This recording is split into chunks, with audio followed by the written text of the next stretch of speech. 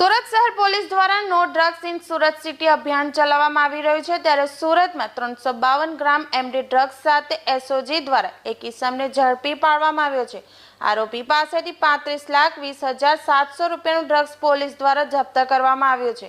નવરાત્રીના આયોજનો પહેલા જ હિન્દુ સંગઠન દ્વારા સુરત પોલીસને રજૂઆત કરવામાં આવી હતી કે હિન્દુઓના સૌથી મોટા તહેવાર નવરાત્રીને ટાર્ગેટ કરીને કેટલાક ઇસમો યુવાનોને નશાની લતે લગાડવાના પ્રયાસો કરી રહ્યા છે।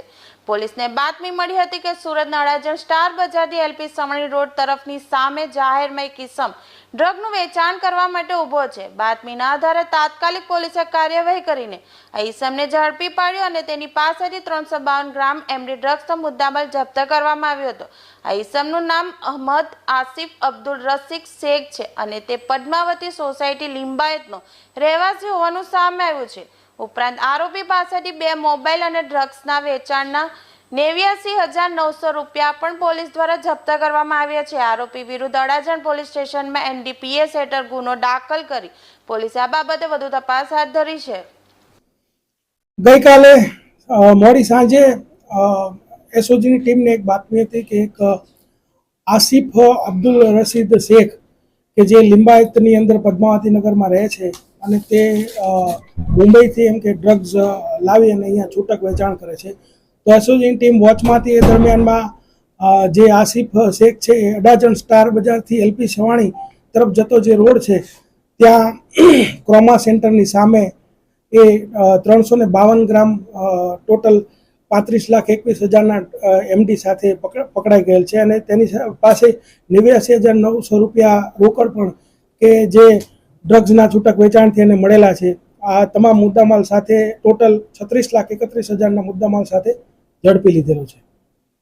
સાહેબ આ જે ડ્રગ્સ આપતો તો એ નવરાત્રીમાં જતા હોય આયોજનો આસપાસ વેચતો તો કે પછી પર્ટિક્યુલર પેટેથી જ વેચાતો?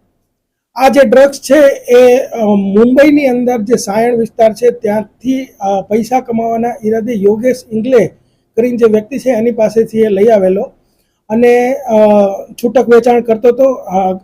ગઈકાલે રાત્રે જ આ કેસ થયેલો છે, એની ડિટેલ પૂછપરછ બાકી છે અને એને રિમાન્ડ પણ મેળવવાના બાકી છે। એટલે બીજા જે કોઈ મુદ્દાઓ છે એ આપણા ધ્યાનમાં આવશે એટલે તરત જ આપ લોકોને જાણ કરવામાં આવશે।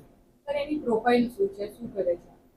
આ જે આરોપી જે છે આસિફ અબ્દુલ રસીદ શેખ જે છે એ લિંબાયતમાં રહે છે અને અમને જે જાણકારી મળી છે તો અમે ઘણા સમય તેના વોચમાં જ હતા અને કે આ છૂટક એમડીનું વેચાણ કરે છે। સાહેબ હિન્દુ સંગઠનોએ નવરાત્રી પહેલા જ એક વાત કહી હતી કે નવરાત્રીમાં ડ્રગ્સનું વેચાણ વધારે થાય છે। બીજી તરફ હાલ જે પકડાયો છે મોડી રાત્રે યુવાનો ઘરે જતા હોય છે, એ ટાઈમમાં એ યુવાનોને આપતો હતો કે કોને આપતો?